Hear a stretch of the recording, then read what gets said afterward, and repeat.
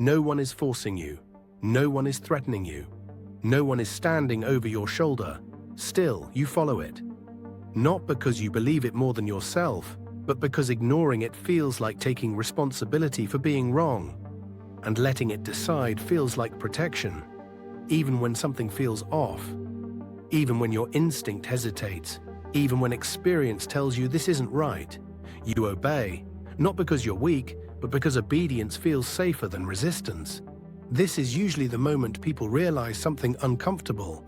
AI doesn't need authority to be obeyed. Humans provide it.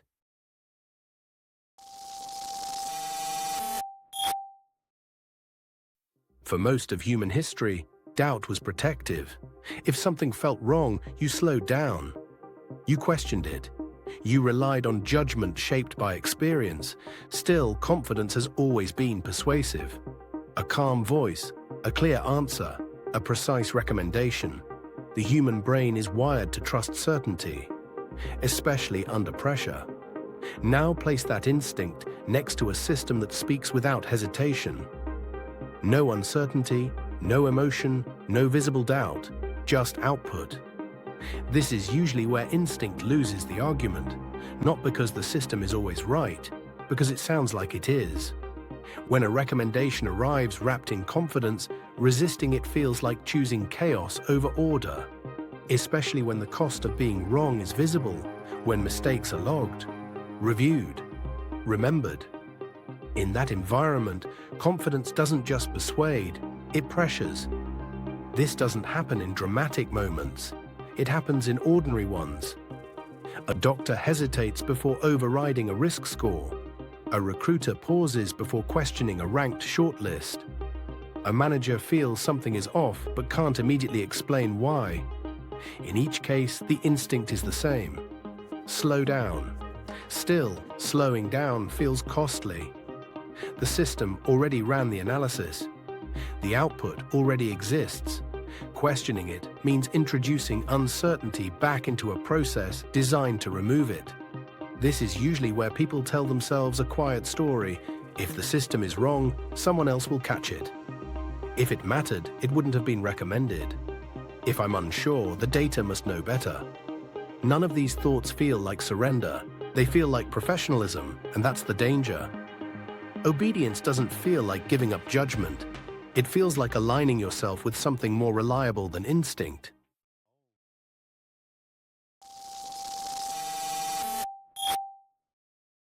Disagreeing with a machine isn't just intellectual, it's social, professional, risky. If you follow your instinct and something goes wrong, you're accountable. If you follow the system and it fails, responsibility diffuses. This asymmetry matters. In workplaces, questioning a recommendation can feel like questioning the process itself. In institutions, deviation creates paperwork, justification, and exposure. In teams, dissent slows things down. This is usually when disagreement starts to feel irresponsible, not because the system is trusted more, but because defiance carries consequences. Internal reviews across many sectors already show the same pattern. Once algorithmic recommendations become standard, human overrides decline sharply, even when confidence in the output is low. Silence becomes safer than challenge. There is a specific psychological trap that forms once systems become normal. The more often a recommendation is followed, the harder it becomes to question the next one. Not because it's more accurate, but because disagreement now requires evidence, confidence, and time. The system doesn't have to argue with you. It already produced an answer. You're the one who has to justify hesitation. This flips the burden of proof. Silence becomes neutral. Obedience becomes safe. Resistance becomes visible. Over time, people learn something subtle. It's easier to live with a decision you didn't really make than to defend one you did.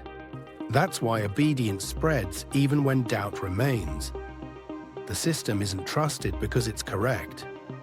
It's trusted because it distributes responsibility thinly enough to be survivable. This is usually when people stop asking whether the recommendation feels right and start asking whether deviating is worth the risk. At that point, obedience no longer feels like submission. It feels like self-protection.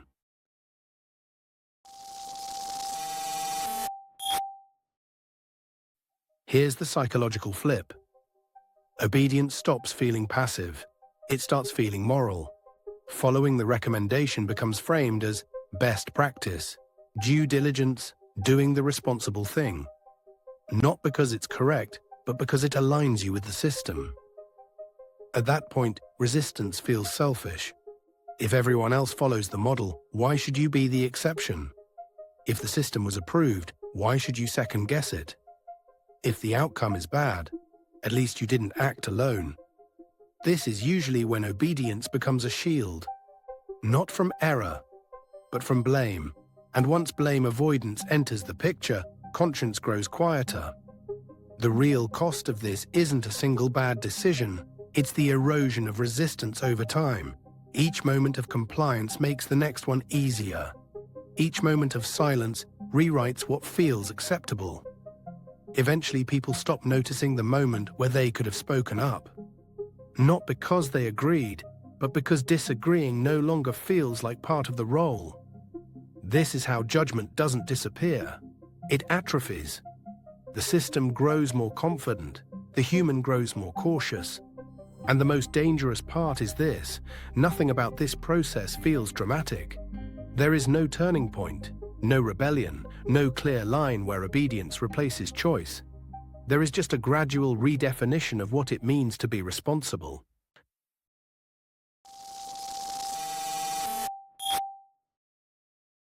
When obedience becomes normal, something subtle disappears. Pushback, friction, the small human pause that once interrupted momentum. Decisions still happen, outcomes still arrive, but fewer of them are meaningfully challenged. The system learns, the process accelerates. Human hesitation is reclassified as inefficiency. And once hesitation is treated as inefficiency, it stops being trained. People don't just resist less, they lose the habit of resisting. The muscles weaken, the pauses disappear. Eventually, even when something feels wrong, there's no practiced way to interrupt it. Not because resistance is forbidden, but because it no longer fits the rhythm of how decisions are made. Over time, people stop asking, "Is this right?" They start asking, "Is this allowed?" I didn't realize how easily I'd learned to obey systems I felt unsure about, until I noticed how uncomfortable it feels to be the one who slows things down. That discomfort matters, because resistance isn't rebellion. It's how judgment survives. And when humans stop resisting, not because they're convinced, but because it's safer, obedience stops being a choice. It becomes a habit. If this made you uncomfortable, that's the point. The most powerful systems don't force obedience. They make resistance feel unreasonable. Tap-like if this helped surface something you felt but couldn't name. Subscribe to become part of The Unlocked, where we examine the psychological shifts shaping power, behavior, and the future we're building inside. And if someone you know still thinks obedience only comes from force, share this with them. Because the most dangerous obedience feels voluntary. Because the future isn't coming, it's already here.